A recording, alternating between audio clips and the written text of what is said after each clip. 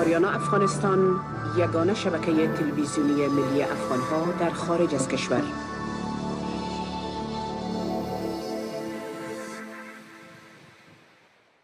توانا بود ارکی دانا بود، ز دانش دل پیر برنا بود.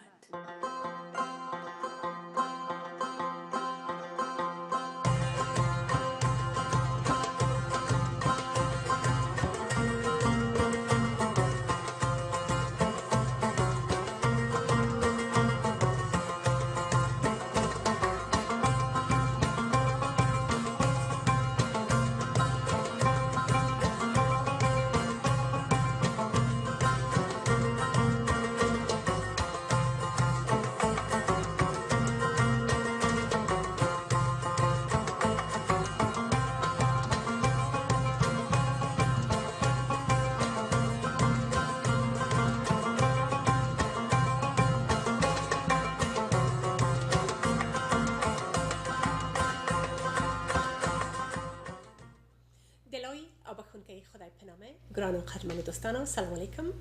خدای دکری چی رو خوشحال ها و رامسی او دینه نرازی دی بوهن رانا دا پیخ پرونه دیر خیر بلاست.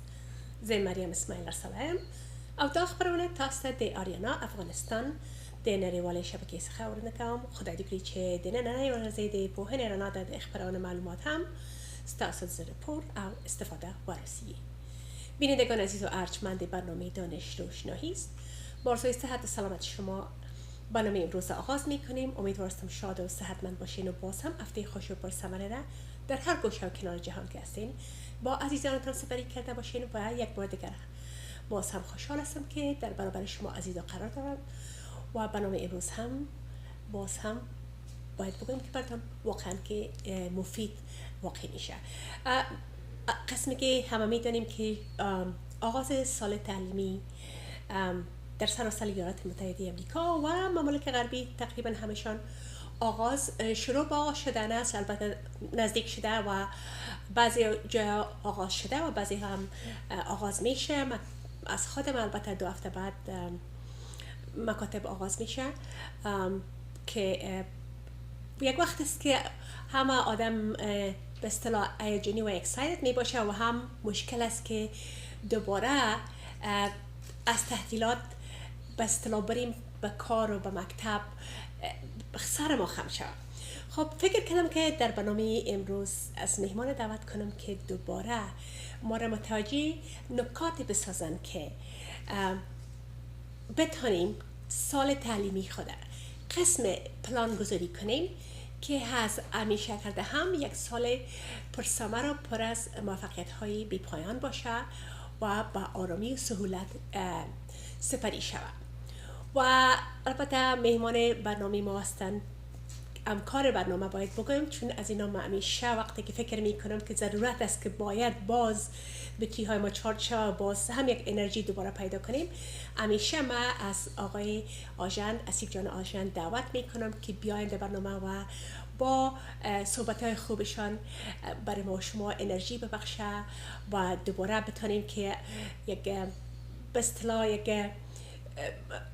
یک قوت برای ما ببخشه، دوباره یک ذره پیشرفت خوبتر و مثبت‌تر داشته باشیم در چی در زندگی روزمره باشه، چی در کار و مکتب باشه و در هر ساحه زندگی که باشه.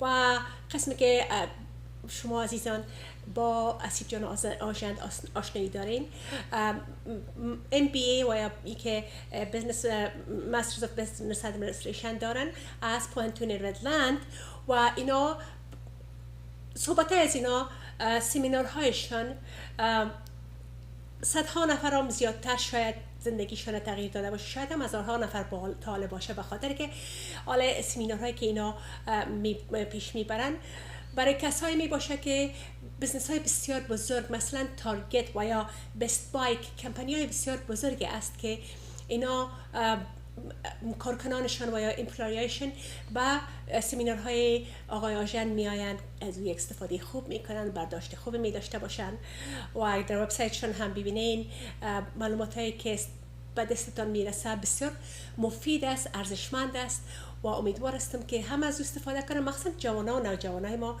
و برای والدین ما.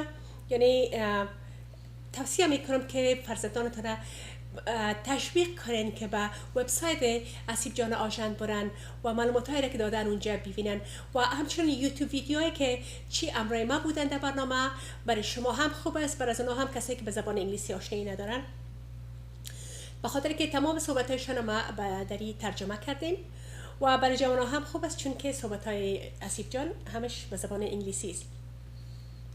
و امروز خوشحال هستیم که اسیب جان آژند با وجود که معلومات بسیار خوب همیشه دارن، امروز اینا کتابشان که تازه به نشر رسیده به نام The 30 Principles of Highly Successful People و 30 اصول اشخاص نهایت موفق در زندگی، یعنی چی چیزهایی که باعث موفقیت از این اشخاص شده، در این کتاب در موردش صحبت کردن آقای آژند و من بسیار خوشحال هستم که برای من همین کتاب به قسم توفا آوردن که بسیار انتظار هستم که زودتر من این کتاب به خانش بگیرم و خوب است که بسیار زیاد هم نیست، فقط کتاب است که چند صفحه برای نوت گرفتن شما هم جای دارین،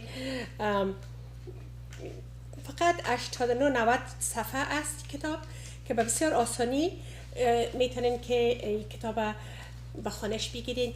من خودم شخصا عموما از اینکه یک چیز را آنلاین بخوانم و یا در ریسکرین خوش دارم که کاغذ کتاب به دستم باشه که خودم صفحه را دست بزنم و احساس کنم و هایلایت کنم و یادداشت کنم بخواد.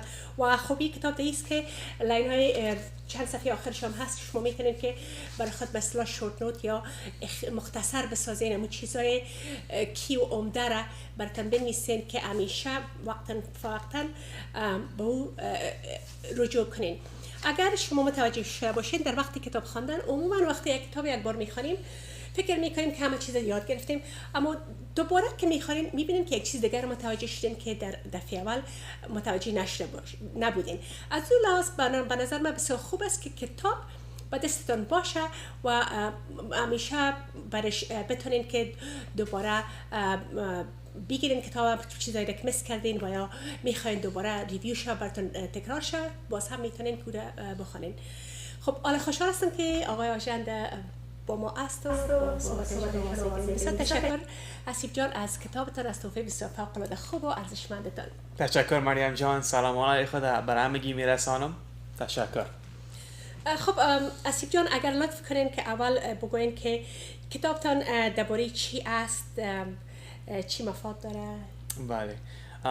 My book, this is the 30 Principles of Highly Successful People, so I put in a lot of time to try to find out what principles do successful people have that make them successful? What principles do successful people implement to take their life to the next level to achieve their goals? So this book is observations that I've made when I've observed other successful people in business, in sports, athletes, what principles have even worked in my life and in my family's life, my family members that are very successful. So I like to observe these principles, and I wanted to think about what are the common elements that make people successful, and I try to make it very convenient for the reader, because we can only comprehend so much. Did you know to master a subject, it takes 6 to 13 repetitions of going over the same thing over and over again to call yourself a master of a subject. So if you just read this book one time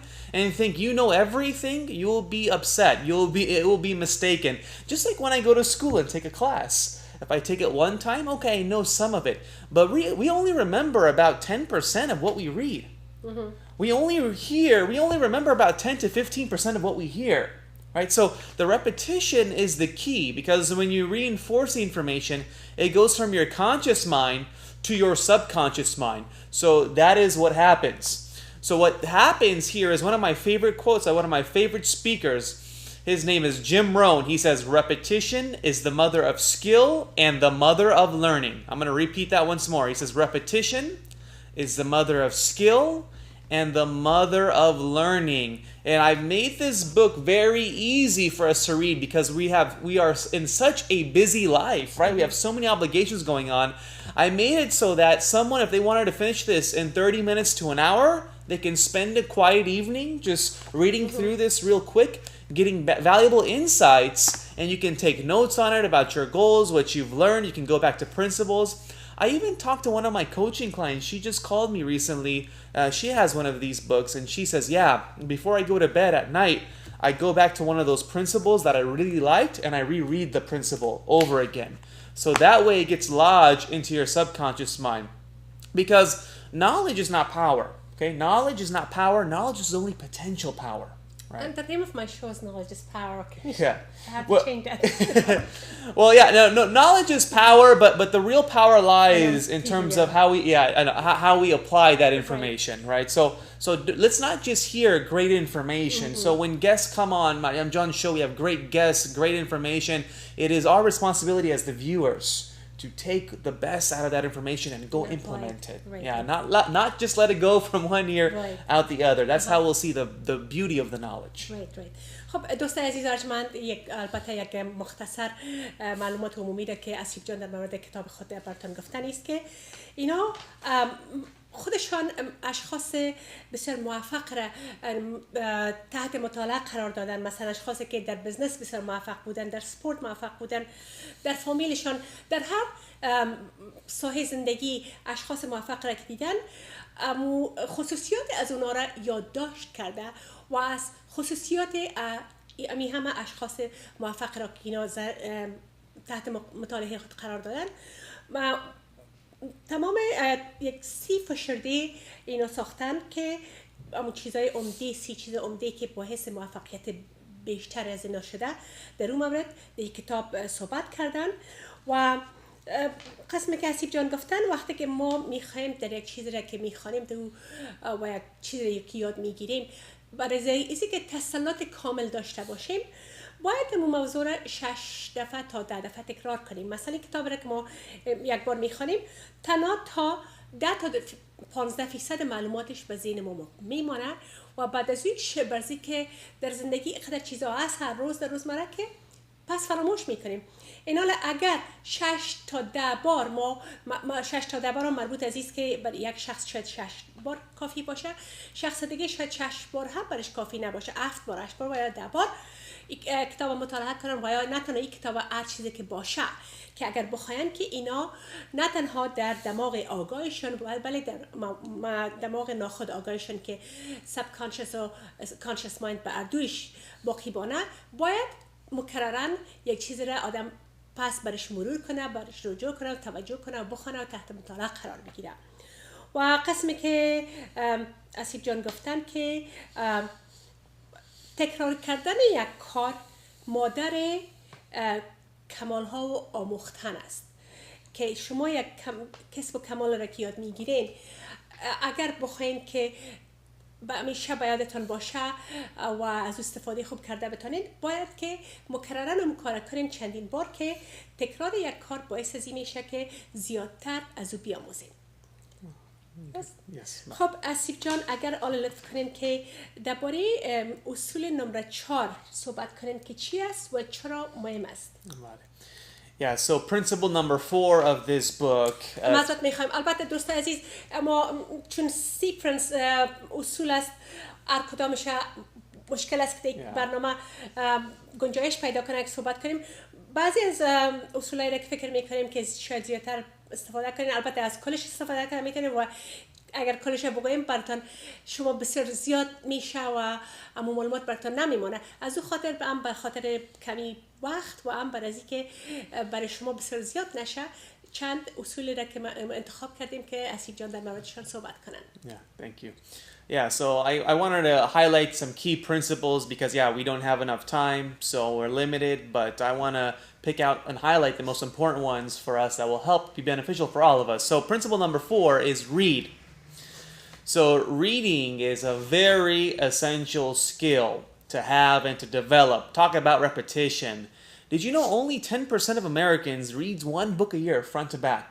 10% of Americans reads one book per year front to back. And it is so interesting. It's that people, we can go to a bookstore and pay $10 for a book, $5, $15. And there are people out there who have captured their best ideas and have captured it in book form and have shared that with us. There are books that I've read that have made such a world of a difference for me, and I only spent $5, $10 for that book, and it changed my life, changed my whole outlook.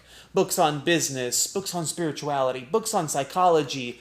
These books that I've read from the library, that's free, books I've read from the library. So all these books that I've read have brought such a tremendous impact in my life, and I realized that I need to make this a habit for myself. Reading and learning has to be a habit.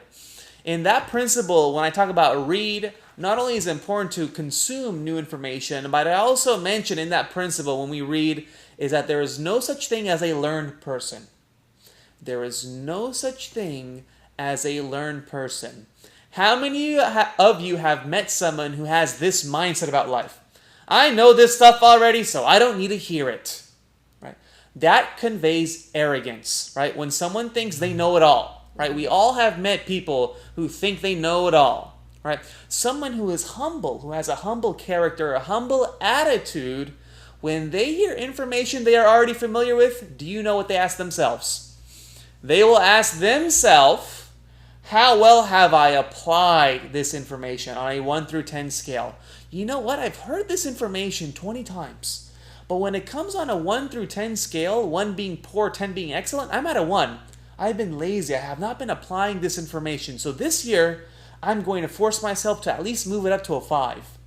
What can I do this year to be able to apply this principle or this information in a better and proper way? Because human beings fall into 2 categories. We are either learning or we are not learning.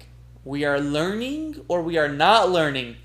There is no such thing as a learned person, especially with this information age, with technology, with the internet, with the Google. There's so much new information that we have at our fingertips. The information that we've accumulated in the past 10 years is thousands of times more information than that we have accumulated throughout the history of the world, hundreds of years of information. So in 10 years, we've been able to access all this information. So now with all this information in our fingertips, we have to sift through the information, try to gain the value of that information, and apply it in our lives. So that's why reading is a very important skill set, and maybe make that homework for yourself or a goal for yourself this year, right? Pick a book or a couple books that you want to read, and instead of some of us, waste our time on frivolous things, let's change that habit. And I kind of made this my goal. My goal that I've set for myself is to read at least 1 book a week, front to back. That's what I've made. Now, I couldn't do that the first time overnight, but I started off with reading a book a month.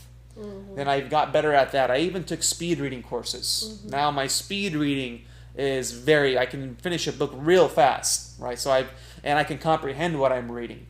So if you're not used to reading, you may not be able to read off the bat. So let's pace ourselves. However, we may be able to start with reading 1 book a month, and then going from there, and then going from there. And if you do audiobooks, now I have my cell phone, I have a lot of audiobooks, so when I'm driving my car, instead of wasting time, I can feed in good information in my mind. And that also counts. The whole goal of this is, in order to be successful, we have to put in our mind good information, not bad information. And so once we have that good information, we have to apply that right away. See, when we apply what we're learning, our retention improves to about 40%. I could read books about how to go surfing and read all the books in the world. Or I could read all the books in the world about how to shoot a basketball. But if I don't ever go out and shoot a basketball, will that information help me? Right? Probably not. So I have to not only read it, and they'll teach me all the techniques. Here's how you shoot a basketball. You go like this. You put your arm up. But I have to actually go to a basketball court and actually apply what I'm learning. Then when I do all of that together, now my retention improves. Very good, okay. خب البته یکی از اصولی را که در موردش سوال کردیم اصول در مورد نمره 4 بود که اهمیتش چی است. قسمی که اسیب جان گفتن که در ایالات متحده امریکا حدود 10% مردم یک کتاب تا آخر سالانه به خانش میگیرن و مطالعه میکنن که یعنی بسیار کم است 10%. و بعضی ها یعنی هیچ کسی نیست که همه چیز یاد داشته باشه و تو به دنیا آمده باشه که همه چیز میفهمه، همه چیز یاد داره و آموختن چیز جدید ضرورت نیست. و فکر میکنن که بعضی اوقات ما فکر میکنیم خب مکتب رفتم این چیزا رو چیز دیگری دارین، یا فکر میکنیم که همه چیز یاد داریم، ولی این درست نیست، به خاطر که معلومات ما محدود میباشه. باید هر روز کوشش کنیم که معلومات ما زیادتر شود در هر ساحه. و اشخاصی که کتاب میخوانن، مطالعه میکنن، عموما برایشان یک عادت خوب میشه و دیدگاه بهتر پیدا میکنن و همه چیز به یک شکل دیگه میتونن که ببینن، منفعت دیگه از زندگی و از هر مسائل که در روزمره میگذره بگیرن. و یک شخصی که تواضع داشته باشه، اگر در مورد برنامه صحبت میکنین، اگر در اون قسمت معلومات هم داشته باشه، وقتی که باز دوباره میشنوه متوجه میشه باز هم، یعنی نمیگه ما میفهمی همه چیز خواندیم در موردش. یک شخصی که تواضع داشته باشه زیادتر فکر میکنه که خب ما از این چیزی که میفهمیدم چطور میتونم استفاده کنم. ای که ما یک چیز رو بخوانیم در موردش ولی نفهمیم که چطور در زندگی روزمره از او استفاده کنیم، از او چطور منفعت برداریم، خواندن یک چیز یعنی بیفایده است. و باید که هدف یا گل خود بسازیم که ما از آیسته آیسته شروع کنیم. کسایی که مثلا زیادتر کتاب با مطالعه عادت ندارن، شاید که در شروع یک کتابی که اگر یک سال یک کتاب هم خوب باشه، آیسته آیسته مثلا سال 2 کتاب، 3 کتاب، و بالاخره یک وقت میشه که شما هفته یک کتاب شاید خوانده بتونین. و هرقدر مطالعه ما زیادتر باشه، به مو اندازه امو اخذ معلومات و ریتنشن برای ما خوبتر است که معلومات میتونیم که ما اخذ کنیم و در دماغ خود نگه داریم. آسیب جان، لاین تلفن چند تا آمده بود، اگر میخواین که لاین تلفن رو بگیریم و یا ای که میخواین که تنها میسه والای مرا جواب بدین. خب اگر لاین تلفن باشه خیر است. خب دوست عزیز دیگه ببخشین که من آسیب جان قطع نکردم. اگر باز میخواستین زنگ بزنین لطفاً تلفن کنین، لاینایتون هم میگیریم. خب آسیب جان، اگر آلت در مورد اصول نمبر 3، اصل نمبر 3 صحبت کنیم که چی است و اهمیتش چی است، چرا مهم است. Okay, so principle number 3 in my book is called overcoming laziness. Now, this is a problem that plagues almost anyone. Laziness, we can never get rid of it. But our goal should be, how can we overcome the laziness? What tools can we develop that when laziness hits us, we procrastinate, and when we procrastinate, how do we overcome procrastination? So there are a lot of tools. Many times when we have laziness, meaning that we have a goal, right? I want to be healthier, I want to build my business, I want to write a book. We have to do all these action steps, and a lot of times what holds us back is laziness. Oh, I don't want to do it. I don't feel like it today. What's wrong? What's this? So when I do those things, a lot of times laziness is associated, or procrastination is associated when we associate pain with the process. Okay? So what that means is that, let's say we have an end goal, right? I want to lose 10 pounds. I want to gain 10 pounds of muscle, or I want to, get a bachelor's degree, get a master's degree, whatever the goal is, or I want to get an A in class. Now we know that in order to achieve that goal, getting an A in class, I have to do step 1, step 2, step 3. There's so many things that I have to do to get there. A lot of times what happens in people's mindset is that they associate too much pain psychologically with the process. They already mentally, psychologically, unconsciously tell themselves that it's too hard. I'm never going to get an A. It's too much work. I don't know if I can do this. See, that psychology is holding themselves back. So really, we have to change the psychology, and we also have to enjoy the process. Instead of letting that process take you over, you take over the process and enjoy the process and tell yourself that, I'm going to get this A, but it's going to be a great experience. I'm going to learn so much new skills and new elements. I'm going to pay attention better. I'm going to focus better. I'm going to ask the teacher questions. I'm going to go to office hours. I'm going to do whatever it takes just to prove to myself that I can do it. I'm going to be very self-disciplined. So look at the benefits. By you taking the steps to get that goal, it's going to make you become a better person. See, in life, when we hit the goal, that's not what really life is all about. Because what happens is when I write the book or when I get that A in class, then it's like, what's next? What's next? See, what you realize, or when you make the dollar amount, I want to make this much money in my business, $100,000, $1 million. Well, you get that, and then you tell yourself, what's next? Right? And then you realize that that feeling that you get is so temporary. It's so temporary. It goes away. It's fleeting. It goes away fast. Mm-hmm. So then now what we need to do is we need to set new goals. And what you realize is, and then they've interviewed a lot of wealthy individuals. They ask them, they say, wow, you have like Bill Gates, Steve Jobs, these kind of individuals, right? They made all the money in the world. They don't even have to do anything. If they chose not to, they don't have to do anything. But what happens is these individuals have always said this. They said, wow, I'm bored, right? I have everything that I want. I don't have to work ever again, but I'm bored. And remember, boredom leads to depression. So what did these individuals do? They love, like, for example, Bill Gates started a new foundation, right? The Bill Gates Foundation. It's a nonprofit organization. He's really involved in helping venture capitalists. So what you realize is that these type of individuals like and enjoy the process of helping people, of building people. It's not just the goal. And what they realize is that it wasn't me getting the end goal of $1 million or $1 billion.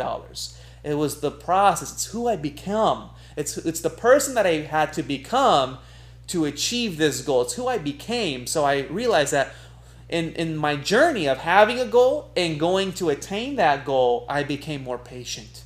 I learned to become a better leader. I became more disciplined. See, these qualities are what you take with you in your grave, right? That you are able to develop these qualities, that you are able to use these qualities to help people. And so the point I'm trying to make is in overcoming laziness, we really have to change the mindset of how we look at the process towards achieving goals. Instead of looking at it that it's hard, try to train your brain and tell yourself that, you know what, in order for me to lose the weight, in order for me to get the A in class, it's going to teach me discipline. It's going to teach me patience. It's going to build the skill set in me that I can start and finish things. Because these skills are going to help me become a better person in all areas of my life. Yeah, it's very, I sometimes apply that when I talk to parents of my students. Like sometimes they argue about their grade. And I tell them, okay, I will give your child an A, but what did he learn in the process? Yes. Did he learn anything from it? Yes. Just an easy A would satisfy you or him, her? Yes. Because in the process, they didn't learn anything. So just that's a good point. Even like whatever goal you have to learn something in the process. خب دوستان عزیز این در مورد اصل نمبر 3 که در مورد عزیز که چطور کهالت و تنبلی را از خود دور بسازیم و این همیشه همین مراحل یک کاری که مشکل است که شاید به نظر ما بسیار سخت معلوم میشه اگر ما سرش عمل نکنیم و خود تلقین کنیم که بسیار کار مشکل است و سخت است و نتونیم بگوییم که نمیتونیم هر قدر که فکر کنیم منفی فکر کنیم بگوییم که ما همین کار پیش برده نمیتونیم و با همین مقصد رسیده نمیتونیم با ما اندازه بر ما مشکل تر میشه اما اگر ما از همون مراحل طی کردن یک کار را که برش میرسیم کوشش کنیم که مراحلش لذت ببریم زیادتر بر ما لذت بخش می باشه به جای از اینکه بر ما از نگاه روانی و جسمی و دماغی بر ما یک جنجال خلق کنه بر ما یک فکر کنیم که یک کار است که بر ما باعث تکلیف ما میشه ما باید بگذاریم که امو مراحل طی کردن یک کار ما کنترل کنیم نگذاریم که اون مراحل ما را کنترل کنه که با وقتی که اگر ما کنترل داشته باشیم زیادتر امو سرانجامش موفقیت می باشه و همچنان لذت می برین از امو مرحله و همیشه کوشش کنین که اهداف جدید گول‌های جدید در زندگی داشته باشین هر قدر که وقتی شما بدون هدف باشین با اون اندازه خستگی براتان پیدا میشه، مشکلات روانی پیدا میشه، افسردگی براتان پیدا میشه. اما اگر وقتی که ما بفهمیم که یک چیز کار ما تمام شده و میفهمیم که دیگه چیزی نیست، یک قسم خود تو به انرژی فکر میکنیم و فکر بعد از او خودش به قسم نارامی و افسردگی منجر میشه. مانع از این داره که ما وقت از این رسیده که یک هدف نو داشته باشیم که سر از او کار کنیم و هر قدر که ما از تنها باید متوجه نتیجه نباشیم که چی رو میخواییم. مثلا قسمی که حسیب جان گفتن میخوایم که شما یک سال $100,000 و $1,000,000 بسازین، اموره که اگر ساختین اما از اون مراحل ازی که شما رو چطور ساختین چیزی یاد نگرفتین، پیش خودتان بی‌معنا می باشه، پیش خودتان بی ارزش می باشه. و مثل ازی که من خودم هم مثال دادم برای حسیب جان که بعضی اوقات که فرض کنین که اگر یک شاگرد ما پدر مادرش میگه که مثلا اولاد ما باید چرا این نگرفته و او شاگرد اصلا لیاقت از اون نداره چون اون مراحل طی نکرده که ایره بگیره و از چیزی یاد بگیره. و من برشان همیشه میگم که خب من برشان ایره میگم، پس شما براتون چی خوشی براتون میاره؟ آیا از این نمره ای گرفتن چیزی یاد گرفته که امیر خودشان به لیاقت خود به دست آورده باشه؟ و از این خاطر بسیار در هر ساحه زندگی مهم است که ما مراحل پیشرفت یک کار زیر کنترل خود داشته باشیم و نگذاریم که مراحل ما را کنترل کنه. And I also read one of your quotes on your Facebook. You said it says when you feel that you have no energy to do something, that means you don't have enough challenge. Yes. It was not the exact words, but Yes. and I can relate that to this. Yes. که بعضی اوقات ما در زندگی فکر میکنیم که انرژی نداریم با یک کار، در حالی که به خاطر خود بی انرژی فکر میکنیم که ما یک چالش نداریم، با قسم همه چیز بر ما یک نواخت میشه. اگر خود چی از نگاه دماغی جسمی یک چالش به خود پیدا کنیم که یک کاری که خود مصروف بسازیم، او وقت هیچ وقت به انرژی نمی باشیم. Yeah, boredom leads to depression. We have to get out of that state. So can you tell us about اصول نمره 6 دوبارش؟ Okay. So principle number 6 is a very important principle. Principle number 6 is providing value. We have to be value providers, and we have to think about this mindset. In any area of life, whether it's work, whether it's your business, whether it's in your home life, relationships, any area of your life, try to provide value. Or don't try, do. Provide value. That's it. That's imperative and mandatory on all of us. There's a saying that goes, ask and you shall receive. Well, I like to modify that by saying give and you shall receive. So give a smile if someone's down. Give a thank you. Give a compliment.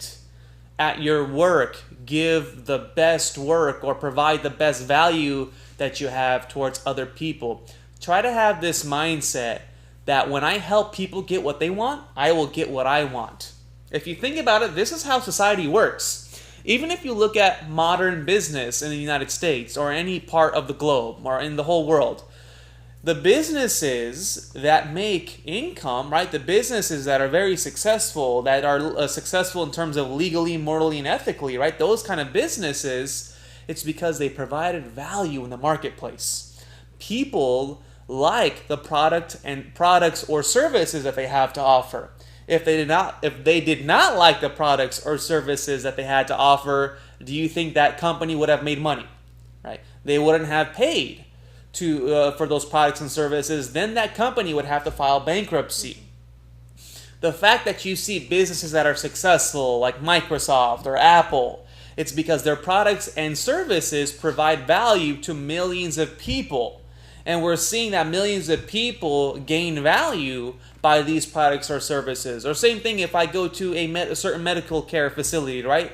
That whole organization is providing value from their employees, from the boss. They're trying to help provide value to the community, to the customer, right? And even to the employee. So life is all about a value exchange. So we shouldn't think about me. We should think about how can I give, right? Not what I can take, how can I give, right? So when we shift our mindset and have a giver's mentality, a lot of our problems, I'm not going to say all of our problems, but a lot of our problems will be solved or resolved. Right? So if I want to, for example, increase income, I need to think about, well, how am I going to provide value, right? Maybe I need to build my skills so I can be more valuable, so I can provide value for a company or an organization. Or if I want to, let's say, start a business, for example, I would have to think about what kind of product or service can I create or produce that's going to help people's lives, right? It's going to make life easier for people. That's going to provide value. See, if I have this mindset, a lot of problems in my life will be resolved. Even if you're in your family, your relationships, right, personal life, instead of always trying to take from the other person, well, what can you give, right? It's give and take. Right. But you always have to, you can't just always, 100% of the time, it's all about me. You need to have a balance, give and take, giving and receiving. Yeah, so providing value, it's a great, a lot of successful people that we observe, they find ways to provide value, meaning to help others, to give. خب البته اصل نمبر 6 در کتاب حسیب جان در مورد providing value یا قائل شدن ارزش برای هر کار. در هر کاری که ما در زندگی میکنیم باید که او یک value یا یک ارزشی داشته باشه که برای ما یک معنی داشته باشه که اون کار انجام بدیم و همچنین باید که بعضی اوقات میگن که ask and you shall receive، مثلا یک چیزی باید شما بخواین که اگر میخواین داشته باشین باید بخواینش، تقاضا کنین. اما از تقاضا کردن و خواستن کرده باید خود ما اول یک چیز عرضه کنیم که باز تقاضایش در مقابل داشته باشیم. مثلا مثال خوبی گفتن که اگر میخوایم پیش آمد خوب امروز باشه باید ما خود ما یک تبسم داشته باشیم. توقع نکنیم که امروز ما هر کس پیش آمد خوب داشته باشه بدون از اینکه ما هم خود ما امو اسی خود به جای کرده باشیم، یک تبسم داشته باشیم، یک رفتار خوب امروز کس داشته باشیم که در مقابلش امو چیز دوباره بخوایم. و همیشه باید که امو یک چیزی را که میخوایم، مثلا یک فرض کنید بزنس داشته باشین، میخواین که شما از او بزنس یک مفاد بسیار خوب به دست بیارین. اون تنها باید منتظر ازی نباشیم که از ما امید خواستیم که برای ما مفاد زیاد میره. باید ما در مقابلش یک چیزی کنیم. باید که یا مثلا سرویس ما خوبتر باشه، مثلا کستمر سرویس باشه، چی که امو کیفیت مواد را که عرضه می کنیم خوب می باشه. خود ما باید یک چیز بتیم که در مقابلش بگیریم، به دست بیاریم. تو نیست که ما همه شب انتظار باشیم که هر چیز برای ما بیاید. ما باید در اول خود ما یک امو زمینه رو برای خود مساعد بسازیم، خود ما یک چیز عرضه کنیم که باز بعد از او از دیگران تقاضا را هم داشته باشیم. و همیشه برای تبادل هر چیزی که ارزش ها باید که یک چیزی که تبادله میشه. تو نیست که یک طرفه باشه و تنها ما فکر کنیم که همه چیز به مفاد خود ما باشه و برای ما یک نتیجه خوب بده. ما باید اول خود ما زمینه را قسم مساعد بسازیم که خود ما امو زمینه را فراهم بسازیم که امو تو یک نتیجه را که میخواییم که به دست ما برسه. خب حسیب جان اگر درباره اصل نمره 7 صحبت کنیم. Okay, so yeah, principle number 7 is taking action. And when we talk about taking action, taking right action, so we can believe that we can achieve certain goals, or we can even have absolute certainty that what we want will appear in the future. But that is all useless or wishful thinking if we don't take right action. Right? So I can believe in my mind that I'm going to get an A, or I'm going to start this business, or I'm going to achieve these health goals. But that all requires action, right? Common sense, but common sense is not always common practice. So we really need to have a planning process to be able to figure out what action steps are required to achieve that certain goal. And then we have to go out there and execute. Execution is the mother of success, meaning that when we execute and we implement the action steps that we've set out for ourselves. So if I want to be healthier, then I need to go to the gym, for example, 3 to 4 times a week. I need to do weightlifting. So if I set my goal or make that an action step, I have to go out there and implement that in order for me to see results. So if you want to become a millionaire, or if you want to become healthier in terms of your health, your weight, all of the above, you have to analyze your actions. Are my actions matching up to the level of my dream? Right? I say I want all this to happen in my life, but what do your actions look like? Right? Are you wasting too much time? Are you wasting your time doing this? Then you need to prioritize properly if that's the case. If you're not seeing the results that you want, you have to analyze, what are my actions? Am I taking actions that are consistent with me achieving that goal? And if they're not working, then you need to adjust the types of action steps as well. Because some people, in my time management seminars, I teach time management, some people confuse activity with productivity. Some people are very active, but they're not productive.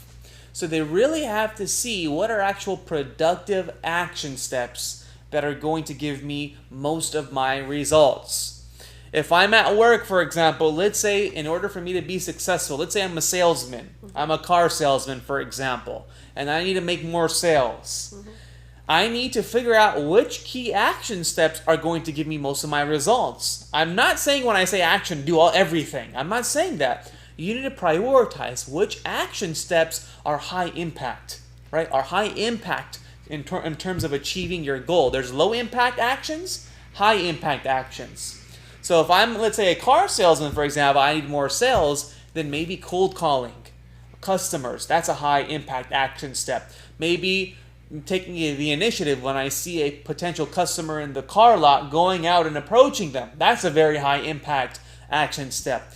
But what about, let's say, doing Excel spreadsheet, doing all admin work for 40 hours a week? What if I spend my whole time as a car salesman doing Excel spreadsheets? That's probably not the best use of my time, right? That's a low impact action step. So we really have to learn how to take right action.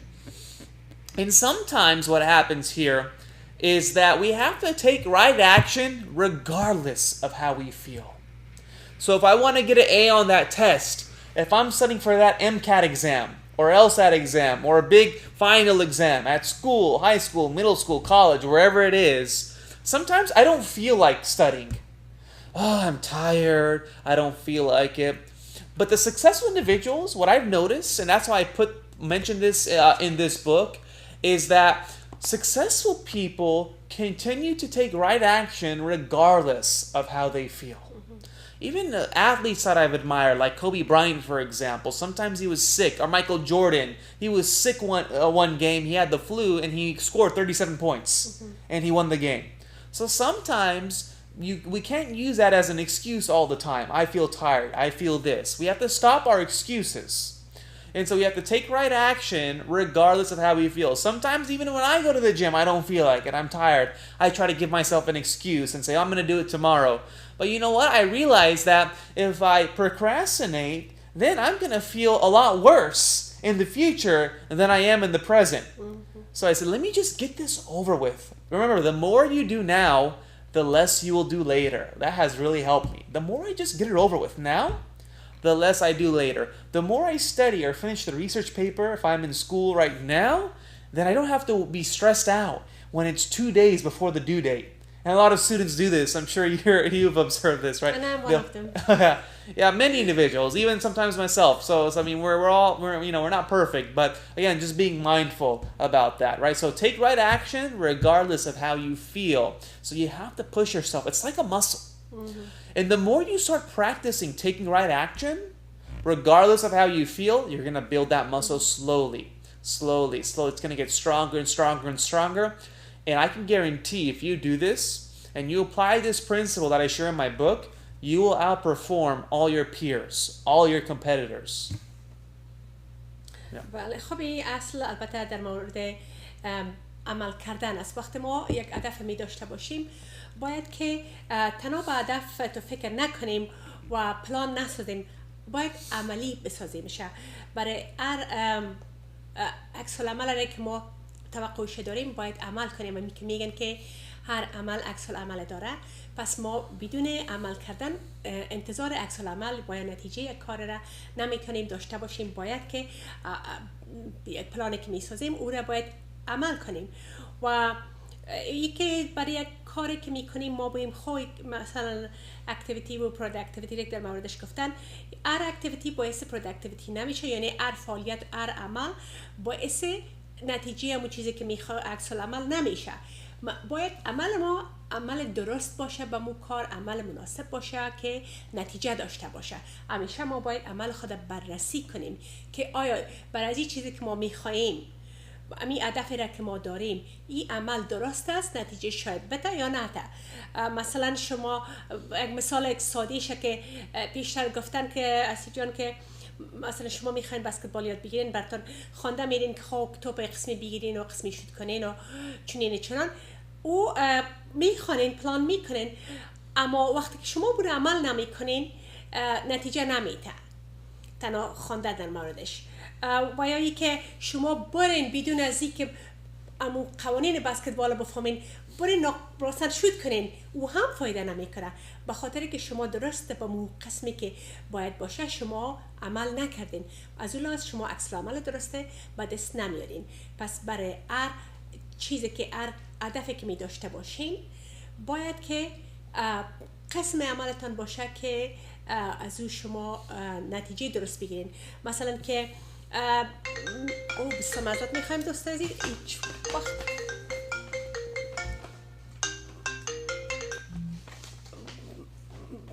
تلفن ما به دونات استرب هم بود ولی والیوم چک پایین نکرده بودم دیگه. آسیب جانم تلفنش آف بود که ما بگویم از آسیب جان است.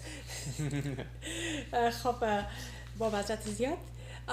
خب برای هر گفتیم قسمی که اگر خواسته باشیم که یک عکس العمل نتیجه مثبت داشته باشیم باید که عمل ما هم قسم باشه که فرض کنیم که اگر میخوایم که در کوشش کنیم خود این به شیپ بسازیم و وزن کم کنیم، مثلا امو کلسترول ما پایان بیایه، مسال پیدا کنیم. اینطور نیست که یک روز بریم سپورت کنیم و غذای خود بگیریم یک روز نه. باید که برای نتیجه خوب متداوم ما یک پلان بسازیم که همیشه به شکل منظم هم بریم سپورت کنیم، اکسرسایز کنیم و هم غذای خود به طور مرتب غذای صحی صرف کنیم و تو باز شاید نتیجه بهتر داشته باشه. خب آسیب جان آله اگر در مورد اصل نمبر 12 صحبت کنیم. All right, so principle number 12, and we're probably running out of time. Probably this is the last principle to talk about. So principle number 12 is faith, meaning having faith is faith. I love this quote. Faith is evidence of the unseen and the substance of things hoped for. Right, so it's the evidence of the unseen. So anytime we have a goal that we want to achieve, right, we have to have faith and hope that we can attain that goal. And especially if you're religious and you have some sense of spirituality, appealing to God really helps. Psychologists have done studies. People that believe in God and have hope and have faith tend to be happier in their life than people that do not have that sense of spirituality. So appealing to a God and praying to God that I have this certain goal, please help me, that actually helps. And having the confidence and certainty, you know what? I want to make this much income, and having the faith that you can make that much income, or I want to achieve these health goals, or I want to get an A in this class or on this course. Having that faith that it can be done, it goes a long way. So we have to believe in ourselves. No one else can believe in you, right? No one else can do your push-ups for you. Mm-hmm. You have to believe and take that responsibility upon yourself. So when I observe other successful people, athletes, business owners, executives, they really have this sense of faith and confidence in themselves and certainty and belief that's unparalleled. People like Bill Gates, Steve Jobs, entrepreneurs. So all of these things are this element of faith has really helped them overcome obstacles, because a lot of times when we have goals, we're going to have obstacles. But when you look and are focused on the long-term vision and you have faith that you can achieve the long-term vision, those obstacles will be deflected when you're going through your path. So that is the key. The people that have weak faith, what happens is one little obstacle happens, and then they give up, and then they quit. So that is the principle of faith. And I know we're wrapping up. Just real quick, if you want more information on my book, please, you can email Mariam John, or you can go to my website. I'd love to give you more information upon this book. It's the 30 Principles of Highly Successful People. You can go on my Facebook page or Mariam John's Facebook page, or message me or her directly, and I'll be happy to help direct you to where you can find the book. خب البته این اصل آخر در موردش صحبت میکنیم در مورد فید است و یا باور کردن. شما باید یک کاری که میکنین با خود باور داشته باشین که اون کار شما انجام داده میتونین. یعنی ضرور نیست که شما اول نتیجه رو ببینین و یا که بدون از اینکه شما سر یک کار عمل کنین، شما اعتمادتان سر خودتان، باورتان سر خودتان بسیار ضعیف باشه و فکر نمی کنین که شاید که به یک موفقیت نائل شوین و یا در نصف راه، در نصف مرحله شما گیو اپ میکنین، تسلیم میشین و میگین که میگذارین از اون هدف یا گولی که دارین، میگین که ما این میره پیش برده نمیتونم، امکان پذیر نیست. سر خود امو اعتماد ندارین، امو باور ندارین، باورتان ضعیف است یا فیتتان ضعیف است، با موقعیده هستین که امو کار نمیشه، با اون صورت نمیشین کامیاب. بسیار ضرور است که امو اعتماد به نفس ما قوی باشه، باوری که به خود داریم، به مو قوه خود داریم، به مو تصمیم خود داریم، باید قوی باشه که ما بتونیم که موفق شویم و خود پایین نزنیم و فکر نکنیم که برای خود یک نقطه ضعف پیدا کنیم و بگیم که برای من این کار مشکل است و من کرده نمیتونم. باید که از همیشه خود ما در خود علائم بهتر را پیدا کنیم که ما مثلا اینی خصوصیت دارم و اینی خصوصیت خوب ما باعث از این شده میتونه که ما به این نتیجه را که میخوایم نائل شم و برسم. بازم اگر شما سوالایی داشته باشین در مورد کتاب حسیب جان، در مورد صحبت‌های امروزشان، میتونین که هم با وبسایت خودشان مراجعه کنین و با ایمیلشان و با من ایمیل کنین، من برشان فوروارد میکنم و همچنان با فیسبوک، صفحه فیسبوک ما هم معلوماتشان است و با فیسبوک خودشان هم معلوماتشان است. میتونین که برشان صحبت کنین برای معلومات بیشتر و بهتر و همچنان که اگر در بعضی موارد که شما کمک ضرورت دارین که یک کسی باشه که شما رو به اصطلاح موتیویت کنه، امو انگیزه رو براتون بده که یک هدف را که دارین شما خودتون فکر میکنین که نمیتونین امو رو پیش ببرین، شاید حسیب جان براتون راهی رو نشان بده که براتون سهولت پیش بیاره و اونمو اعتماد به نفس به خود پیدا کنین و امو باور به خود داشته باشین که امو کار رو پیش برده میتونین. حسیب جان تشکر بسیار زیاد. باز هم از تحفه خوبتان و ارزشمندتان بسیار زیاد تشکر. دیگه سر از امروز به مطالعه زیابت یک بار نگفتی شما 6 تا 10 بار باید من بخوانم که از این یک برداشت بهتر داشته باشم. بازم بسیار تشکر. خب دوستای عزیز و ارجمند، امیدوار هستم که از برنامه امروز برداشت خوب داشته باشین و موضوعاتی را که در موردش صحبت کردیم استفاده خوب کرده بتانین و همچنان اگر به یوتیوب برین برنامه امروز پست می باشه به صفحه فیسبوک ما و صفحه فیسبوک حسیب جان می باشه. بعضی اوقات مخصوصا دوست عزیز ما که اگر به زبان انگلیسی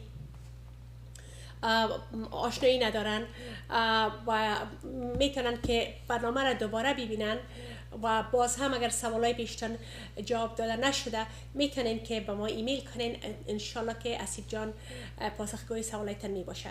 و با تشکر مجدد از حسیب جان و همکار عزیز ما شهاب جان برنامه امروز به همینجا به پایان میرسانیم. تا هفته آینده خداوند یار و مددگار.